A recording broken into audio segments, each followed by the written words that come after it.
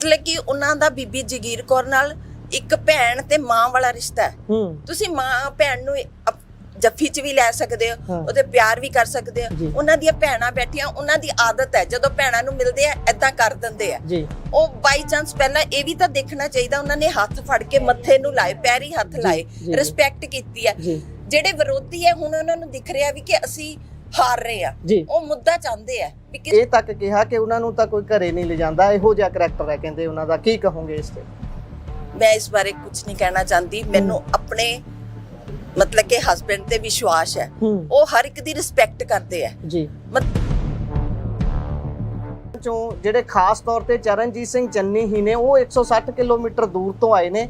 ਜੇ ਉਹ ਜਿੱਤਦੇ ਨੇ ਤਾਂ ਉਹਨਾਂ ਨੇ ਖਰੜ ਜਾ ਕੇ ਬੈਠ ਜਾਣਾ, ਸਾਰ ਕਿਸੇ ਦੀ ਨਹੀਂ ਲੈਣੀ। ਜੇ ਤੁਹਾਨੂੰ ਕੋਈ ਕੰਮ ਕਰਾਉਣਾ ਪਊਗਾ ਤੁਹਾਨੂੰ 160 ਕਿਲੋਮੀਟਰ ਪਹਿਲਾਂ ਕਿਰਾਇਆ ਭਾੜਾ ਖਰਚ ਕੇ ਜਾਣਾ ਪਊਗਾ। ਇਸ ਰਿਜ਼ਰਵ ਸੀਟਾਂ ਜਿੱਥੇ ਜਿੱਥੇ ਹੈਗੀ ਉਹ ਸਾਡੇ ਘਰ ਤੋਂ ਸਾਰੀਆਂ ਹੀ ਦੂਰ ਨੇ, ਇਸ ਲਈ ਜਿੱਥੋਂ ਹੁਣ ਹਾਈ ਕਮਾਂਡ ਸਾਨੂੰ ਟਿਕਟ ਦੇਗੀ ਉੱਥੇ ਸਾਨੂੰ ਲੜਨਾ ਹੀ ਪਏਗਾ। ਸਤਿ ਸ਼੍ਰੀ ਅਕਾਲ ਜੀ। Punjabi radio USA, Punjabi TV USA ਵੇਖਣਾ ਤੁਸੀਂ ਸ਼ੁਰੂ ਕਰ ਚੁੱਕੇ ਹੋ। ਇਸ ਸਮੇਂ ਭਾਰਤ ਦੇ ਵਿੱਚ ਚੋਣ ਅਖਾੜਾ ਪੂਰੀ ਤਰ੍ਹਾਂ ਭਖਿਆ ਹੋਇਆ ਹੈ। ਅੱਧੇ ਰਾਊਂਡ ਹੋ ਚੁੱਕੇ ਨੇ ਤੇ ਅੱਧੇ ਬਾਕੀ ਨੇ। ਇਸੇ ਦੇ ਵਿੱਚ ਭਾਰਤ ਦਾ ਦਿਲ ਕਿਹਾ ਜਾਂਦਾ ਪੰਜਾਬ ਇਸ ਸਮੇਂ ਅੰਤ ਦੇ ਵਿੱਚ ਬੇਸ਼ੱਕ ਉੱਥੇ ਪੋਲਿੰਗ ਹੋਣੀ ਹੈ, ਪਰ ਜ਼ੋਰ ਇਸ ਸਮੇਂ ਮੌਸਮ ਦੇ ਨਾਲ ਪ੍ਰਚਾਰ ਦਾ ਵੀ ਪੂਰਾ ਵਧਿਆ ਹੋਇਆ ਹੈ। ਸੋ ਸਾਡੇ ਨਾਲ ਸਾਬਕਾ ਮੁੱਖ ਮੰਤਰੀ ਪੰਜਾਬ ਚਰਨਜੀਤ ਸਿੰਘ ਚੰਨੀ ਹੋਣਾ ਦੇ ਧਰਮ ਪਤਨੀ ਮੌਜੂਦ ਨੇ, ਪੇਸ਼ੇ ਤੋਂ ਡਾਕਟਰ ਨੇ। ਉਹਨਾਂ ਦੇ ਨਾਲ ਗੱਲਬਾਤ ਕਰਾਂਗੇ। ਸਤਿ ਸ਼੍ਰੀ ਅਕਾਲ ਮੈਮ। ਪਹਿਲਾਂ ਤਾਂ ਮੈਂ ਪੰਜਾਬੀ ਰੇਡੀਓ USA ਨੂੰ ਸਤਿ ਸ਼੍ਰੀ ਅਕਾਲ ਕਹਿਣਾ ਚਾਹੁੰਦੀ ਹਾਂ ਜੀ।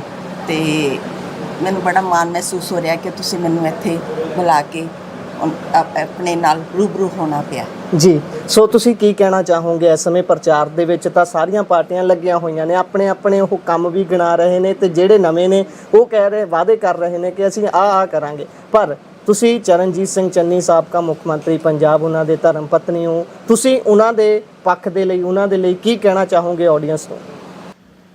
ਮੈਂ ਤਾਂ ਇਹ ਕਹਿਣੀ ਚਾਹੁੰਦੀ ਹਾਂ ਕਿ ਜਿਵੇਂ ਉਹਨਾਂ ਨੇ 3 ਮਹੀਨੇ ਐਜ਼ ਅ CM ਕੰਮ ਕੀਤਾ, ਉਹਨਾਂ ਕੰਮਾਂ ਕਰਕੇ ਹੀ ਸਾਰੇ ਲੋਕ ਉਹਨਾਂ ਨੂੰ ਪਹਿਚਾਣਦੇ ਆ, ਉਹਨਾਂ ਦੇ ਕਿਰਦਾਰ ਨੂੰ ਪਹਿਚਾਣਦੇ ਆ। ਇੱਕੋ ਪੜ੍ਹੇ ਲਿਖੇ ਮਤਲਬ ਕਿ ਨੇਤਾ ਇੱਕ ਜ਼ਮੀਨ ਤੋਂ ਉੱਠੇ ਹੋਏ ਆ, ਕਿਉਂਕਿ ਉਹਨਾਂ ਨੂੰ MC ਲੈਵਲ ਤੋਂ ਲੈ ਕੇ ਇੱਕ ਇੰਡੀਪੈਂਡੈਂਟ ਉਹਨਾਂ ਨੇ MLA ਜਿੱਤੀ ਹੈ, 3 ਵਾਰੀ ਉਹ MC ਬਣੇ ਆ, 2 ਵਾਰੀ ਉਹ ਪ੍ਰਧਾਨ ਬਣੇ ਆ ਖਰੜ ਕੌਂਸਲ ਦੇ। तो उस तो बाद उन्होंने CLP लीडर बने आ, फिर टैक्नीकल मिनिस्टर बने आ, तो उसके बाद CM बने आ। उन्होंने सियासत बहुत लंबी 32 साल हो गए वो ऐसे काम च है।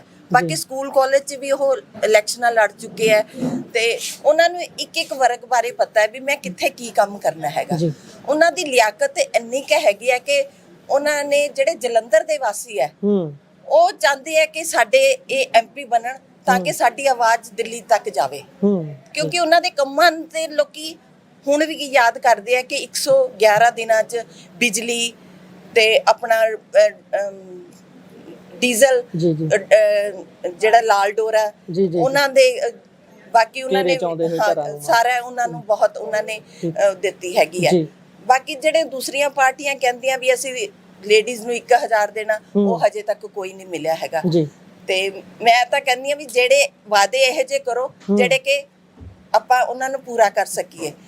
ਤੇ ਉਹਨਾਂ ਦੇ ਮਨ 'ਚ ਬਹੁਤ ਰਹਿੰਦੀ ਹੈ ਕਿ ਮੈਂ ਹਰ ਜਗ੍ਹਾ ਡਿਵੈਲਪਮੈਂਟ ਕਰਾਂ। ਜਿਵੇਂ ਕਿ ਉਹਨਾਂ ਨੇ Chamkaur Sahib as a technical minister ਉਹਨਾਂ ਨੇ ਸਕਿੱਲਸ ਯੂਨੀਵਰਸਿਟੀਆਂ ITs ਵਗੈਰਾ ਬਹੁਤ ਲਿਆਂਦੀਆਂ, ਤੇ CM ਦੇ ਟਾਈਮ ਉਹਨਾਂ ਨੇ ਬਹੁਤ ਜ਼ਿਆਦਾ ਆਪਣੇ ਕੰਸਟੀਚੁਐਂਸੀ 'ਚ ਮਤਲਬ ਕਿ ਉਹਨੂੰ ਡਿਵੈਲਪਮੈਂਟ ਕਰਾਉਣ ਵਾਸਤੇ ਉਹਨਾਂ ਨੇ ਕਾਫੀ ਜ਼ਿਆਦਾ ਮਤਲਬ ਕਿ ਸਰਪੰਚਾਂ ਨੂੰ ਦਿੱਤਾ ਕਿ ਤਾਂ ਕਿ ਮੇਰੇ ਪਿੰਡ ਦੀ ਡਿਵੈਲਪਮੈਂਟ, ਮੇਰੀ ਕੰਸਟੀਚੁਐਂਸੀ ਦੀ ਡਿਵੈਲਪਮੈਂਟ ਹੋ ਸਕੇ। ਜਿਵੇਂ ਕਿ ਤੁਸੀਂ ਜਾਓਗੇ ਉੱਥੇ ਆਪਣੇ ਚਮਕੌਰ ਸਾਹਿਬ, ਉੱਥੇ ਜਾਓਗੇ ਗੁਰਦੁਆਰੇ 'ਚ ਗਲਿਆਰਾ ਬਹੁਤ ਵਧੀਆ ਬਣਿਆ ਹੋਇਆ ਹੈ। ਜਿਸ ਤਰ੍ਹਾਂ ਕਿ ਹਰਮੰਦਰ ਸਾਹਿਬ 'ਚ ਤੁਸੀਂ ਦੇਖੋਗੇ ਨਾ ਇੱਕੋ ਤਰ੍ਹਾਂ ਦਾ ਸਾਰਾ ਕੁਝ ਬਣਿਆ ਹੋਇਆ, ਉੱਪਰ ਪਲੇਟਸ ਲੱਗੀਆਂ ਹੋਈਆਂ, ਉਸੇ ਤਰ੍ਹਾਂ ਨੀਚੇ ਸਾਰੀ ਆਪਣੀ ਕੰਕਰੀਟ ਹੋਈ ਹੈ। ਉਹਨਾਂ ਨੇ ਦਾਸਤਾਨੇ ਸ਼ਹਾਦਤ ਬਣਾਈ, ਉਸ 'ਚ ਮਤਲਬ ਕਿ ਸਿੱਖ ਐਜੂਕੇਸ਼ਨ ਇੰਨੀ ਆਉਂਦੀ ਹੈ ਕਿ ਇੱਕ ਜਿਹੜਾ ਬੱਚਾ ਹੈ, ਬੱਚੇ ਨੂੰ ਅੱਜ ਕੱਲ੍ਹ ਸਿੱਖਾਂ ਬਾਰੇ ਕੁਝ ਨਹੀਂ ਪਤਾ। ਇਸ ਲਈ ਜੇ ਉੱਥੇ ਜਾਣਗੇ, ਉੱਥੇ 2 ਘੰਟੇ ਦੀ ਇੱਕ ਫਿਲਮ ਚੱਲਦੀ ਹੈ, ਉੱਥੇ 7-8 ਗੈਲਰੀਆਂ, ਉੱਥੇ ਗੁਰੂ ਨਾਨਕ ਦੇਵ ਜੀ ਤੋਂ ਲੈ ਕੇ ਬੰਦਾ ਬਹਾਦਰ ਜੀ ਤੱਕ ਸਾਰਾ ਕੁਝ ਤੁਹਾਨੂੰ ਮਿਲਣ ਨੂੰ ਸਿੱਖਣ ਨੂੰ ਮਿਲੇਗਾ। ਤੇ ਉੱਥੇ ਲਾਈਨ ਨਹੀਂ ਟੁੱਟਦੀ। ਤੇ ਇੱਕ ਤਰ੍ਹਾਂ ਦਾ ਇੱਕ ਮਤਲਬ ਕਿ ਉਹ ਸਿੱਖਿਆ ਦੇ ਲਈ ਹੀ ਬਣਾਇਆ ਸਿੱਖਿਆ ਲਈ ਬਣ ਗਿਆ ਤੇ ਇੱਕ ਜਿਹੜੇ ਲੋਕੀ ਆ ਕੇ ਦੇਖ ਸਕਣ, ਲੋਕੀ ਆਪਾਂ ਨੂੰ ਬੜਾ ਉਹਦਾ ਮਾਣ ਮਹਿਸੂਸ ਹੁੰਦਾ ਵੀ ਅਸੀਂ ਜਿਹੜਾ 2008 ਤੋਂ ਇਹ ਕੰਮ ਲਟਕ ਰਿਹਾ ਸੀ, ਪੈਸੇ ਵੀ ਆਏ ਪਰ ਉਹ ਕੰਮ ਨਹੀਂ ਕੀਤਾ। ਇਹਨਾਂ ਨੇ ਐਜ਼ ਏ ਸੀਐਮ ਰਹਿ ਕੇ ਉਹ ਬਹੁਤ ਕੰਮ ਕੀਤਾ ਔਰ 3-3 ਵਜੇ ਤੱਕ ਬੈਠਦੇ ਸੀਗੇ, ਜਿਹਦੇ ਵਿੱਚ ਸੁਰਜੀਤ ਪਾਤਰ ਜੀ ਨੇ ਉਹਨਾਂ ਉੱਥੇ ਬਹੁਤ ਵਧੀਆ ਉਹਨਾਂ ਦਾ ਸਾਰਾ ਲਿਖਿਆ ਹੋਇਆ, ਉਹਨਾਂ ਨੇ ਕੰਮ ਕੀਤਾ। ਹੁਣ ਸਾਡੇ ਵਿੱਚ ਨਹੀਂ ਰਹੇ ਤੇ ਮੈਂ ਕਹਿੰਦੀ ਆ ਉਹਨਾਂ ਦੇ ਕੰਮ ਬੋਲਦੇ ਆ, ਮੈਨੂੰ ਕਹਿਣ ਦੀ ਜ਼ਰੂਰਤ ਨਹੀਂ, ਬਾਕੀ ਲੋਕੀ ਉਹਨਾਂ ਨੂੰ ਪਹਿਚਾਣਦੇ ਆ। ਜੀ ਮੈਮ, ਇੱਥੇ ਇੱਕ ਗੱਲ ਹੋਰ, ਜਿਹੜੇ ਵਿਰੋਧੀ ਬਹੁਤ ਵੱਡੇ ਪੱਧਰ ਤੇ ਚੱਕਦੇ ਨੇ, ਖਾਸ ਕਰਕੇ ਆਮ ਆਦਮੀ ਪਾਰਟੀ ਦੇ ਜਿਹੜੇ ਕੈਂਡੀਡੇਟ ਨੇ, ਉਹ ਕਹਿੰਦੇ ਨੇ ਕਿ ਮੈਂ ਇੱਥੋਂ ਦਾ, ਬਾਕੀ ਹੋਰ ਜਿਹੜੇ ਲੀਡਰ ਨੇ ਖੜੇ ਕੀਤੇ ਨੇ ਉਹਨਾਂ ਚੋਂ ਜਿਹੜੇ ਖਾਸ ਤੌਰ ਤੇ ਚਰਨਜੀਤ ਸਿੰਘ ਚੰਨੀ ਹੀ ਨੇ, ਉਹ 160 ਕਿਲੋਮੀਟਰ ਦੂਰ ਤੋਂ ਆਏ ਨੇ। ਜੇ ਉਹ ਜਿੱਤਦੇ ਨੇ ਤਾਂ ਉਹਨਾਂ ਨੇ ਖਰੜ ਜਾ ਕੇ ਬੈਠ ਜਾਣਾ, ਸਾਰ ਕਿਸੇ ਦੀ ਨਹੀਂ ਲੈਣੀ। ਜੇ ਤੁਹਾਨੂੰ ਕੋਈ ਕੰਮ ਕਰਾਉਣਾ ਪਊਗਾ ਤੁਹਾਨੂੰ 160 ਕਿਲੋਮੀਟਰ ਪਹਿਲਾਂ ਕਿਰਾਇਆ ਭਾੜਾ ਖਰਚ ਕੇ ਜਾਣਾ ਪਊਗਾ। ਇਸ ਬਾਰੇ ਕੀ ਕਹੋਗੇ? ਇਹ ਜੀ ਕੋਈ ਗੱਲ ਨਹੀਂ ਹੈ। ਜਿਹੜਾ ਮੁੱਖ ਮੰਤਰੀ ਰਹਿ ਚੁੱਕਿਆ ਨਾ, ਉਹ ਕਿਤੋਂ ਵੀ ਇਲੈਕਸ਼ਨ ਲੜ ਸਕਦਾ, ਕਿਉਂਕਿ ਰਿਜ਼ਰਵ ਸੀਟਾਂ ਜਿੱਥੇ ਜਿੱਥੇ ਹੈਗੀ ਉਹ ਸਾਡੇ ਘਰ ਤੋਂ ਸਾਰੀਆਂ ਹੀ ਦੂਰ ਨੇ। ਇਸ ਲਈ ਜਿੱਥੋਂ ਹੁਣ ਹਾਈ ਕਮਾਂਡ ਸਾਨੂੰ ਟਿਕਟ ਦੇਗੀ ਉੱਥੇ ਸਾਨੂੰ ਲੜਨਾ ਹੀ ਪਏਗਾ। ਇੱਕ ਲੋਕਾਂ ਦੀ ਆਵਾਜ਼ ਹੈ ਕਿ ਚਰਨਜੀਤ ਚੰਨੀ ਇੱਥੋਂ ਲੜਨ, ਤੇ ਇਸ ਲਈ ਵੀ ਉਹ ਅਸੀਂ ਉਹਨਾਂ ਦਾ ਕਰਦੇ ਹਾਂ ਵੀ ਮਾਣ ਰੱਖਦੇ ਹਾਂ ਕਿ ਵੀ ਉਹਨਾਂ ਨੇ ਸਾਨੂੰ ਇੱਥੋਂ ਟਿਕਟ ਦਿੱਤੀ ਹੈ, ਤੇ ਆਸ ਕਰਦੇ ਹਾਂ ਕਿ ਜਿੰਨਾ ਉਹਨਾਂ ਨੇ ਸਾਨੂੰ ਜਲੰਧਰ ਵਾਸੀਆਂ ਨੇ ਸਾਡੇ ਤੇ ਵਿਸ਼ਵਾਸ ਦਵਾਇਆ, ਅਸੀਂ ਵੀ ਉਹਨਾਂ ਦੇ ਵਿਸ਼ਵਾਸ ਤੇ ਖਰੇ ਉਤਰਾਂਗੇ। ਜੀ, ਤੇ ਜਿਹੜੇ ਵਿਰੋਧੀ ਕਰੈਕਟਰ ਅਸੈਸੀਨੇਸ਼ਨ ਕਰਦੇ ਨੇ, ਜਦੋਂ ਥੋੜੀ ਜੀ ਵੀ ਕੋਈ ਗੱਲ ਹੁੰਦੀ ਹੈ, ਜਿਸ ਤਰੀਕੇ ਦੇ ਨਾਲ ਬੀਬੀ ਜਗੀਰ ਕੌਰ ਵਾਲਾ ਮਸਲਾ ਹੋਇਆ, ਉੱਥੇ ਬੀਬੀ ਜਗੀਰ ਕੌਰ ਨੇ ਖੰਡਨ ਤਾਂ ਉਸ ਚੀਜ਼ ਦਾ ਕਰ ਦਿੱਤਾ, ਪਰ ਜਿਹੜੇ ਵਿਰੋਧੀ ਧਿਰਾਂ ਨੇ ਉਸ ਨੂੰ ਵੱਡੇ ਪੱਧਰ ਤੇ ਚੱਕਦੀਆਂ ਨੇ, ਉਹ ਕਰੈਕਟਰ ਤੱਕ ਗੱਲ ਲੈ ਜਾਂਦੀਆਂ ਨੇ। ਜੇ ਇੱਥੇ ਗੱਲ ਸਭ ਤੋਂ ਵੱਡੀ ਕਹੀ ਜਾਵੇ, ਅਸੀਂ ਪਵਨ ਕੁਮਾਰ ਟੀਨੂ ਹੁਣਾਂ ਨਾਲ ਇੰਟਰਵਿਊ ਕੀਤੀ, ਉਹਨਾਂ ਨੇ ਸਿੱਧੇ ਸ਼ਬਦਾਂ 'ਚ ਸਾਬਕਾ ਮੁੱਖ ਮੰਤਰੀ ਨੂੰ ਇਹ ਤੱਕ ਕਿਹਾ ਕਿ ਉਹਨਾਂ ਨੂੰ ਤਾਂ ਕੋਈ ਘਰੇ ਨਹੀਂ ਲਿਜਾਂਦਾ, ਇਹੋ ਜਿਹਾ ਕਰੈਕਟਰ ਹੈ ਕਹਿੰਦੇ ਉਹਨਾਂ ਦਾ। ਕੀ ਕਹੋਗੇ ਇਸ ਤੇ? ਮੈਂ ਇਸ ਬਾਰੇ ਕੁਝ ਨਹੀਂ ਕਹਿਣਾ ਚਾਹੁੰਦੀ। ਮੈਨੂੰ ਆਪਣੇ ਮਤਲਬ ਕਿ ਹਸਬੈਂਡ ਤੇ ਵਿਸ਼ਵਾਸ ਹੈ, ਉਹ ਹਰ ਇੱਕ ਦੀ ਰਿਸਪੈਕਟ ਕਰਦੇ ਆ ਜੀ। ਮਤਲਬ ਕਿ ਉਹਨਾਂ ਦਾ ਬੀਬੀ ਜਗੀਰ ਕੌਰ ਨਾਲ ਇੱਕ ਭੈਣ ਤੇ ਮਾਂ ਵਾਲਾ ਰਿਸ਼ਤਾ ਹੈ। ਤੁਸੀਂ ਮਾਂ ਭੈਣ ਨੂੰ ਜੱਫੀ 'ਚ ਵੀ ਲੈ ਸਕਦੇ ਹੋ, ਉਹਦੇ ਪਿਆਰ ਵੀ ਕਰ ਸਕਦੇ ਹੋ। ਉਹਨਾਂ ਦੀਆਂ ਭੈਣਾਂ ਬੈਠੀਆਂ, ਉਹਨਾਂ ਦੀ ਆਦਤ ਹੈ ਜਦੋਂ ਭੈਣਾਂ ਨੂੰ ਮਿਲਦੇ ਆ ਏਦਾਂ ਕਰ ਦਿੰਦੇ ਆ।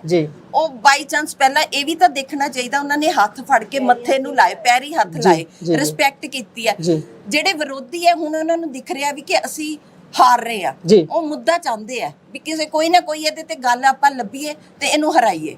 ਇਸ ਤਰ੍ਹਾਂ ਦਾ ਕੁਝ ਨਹੀਂ ਹੈਗਾ। ਤੁਸੀਂ ਇੱਥੇ ਜਦੋਂ ਰਹਿਣਗੇ ਤੇ ਉਹਨਾਂ ਨੇ ਰਹਿਣਾ, ਤੁਹਾਡੇ ਲੋਕਾਂ ਦੇ ਵਿੱਚ ਹੀ ਰਹਿਣਾ, ਔਰ ਤੁਹਾਨੂੰ ਪਤਾ ਚੱਲ ਜਾਏਗਾ ਉਹ ਕਿਸ ਤਰ੍ਹਾਂ ਦੇ ਬੰਦੇ ਹੈ।